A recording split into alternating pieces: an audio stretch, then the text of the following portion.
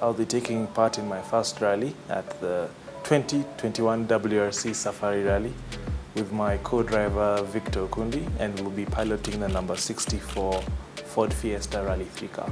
Usually, like in the cars I've driven, the cars are much smaller and it's an open cockpit, so you can see a lot more in front of you, you can see your tires, everything.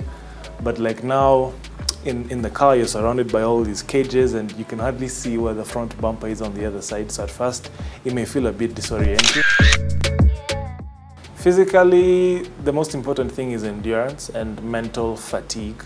Yes, I go to the gym and I also do some running to get my cardio up, and just find what works for you, how to keep your energy levels up, your water. So these are things I've been learning about myself as I go on, so I'll employ those things.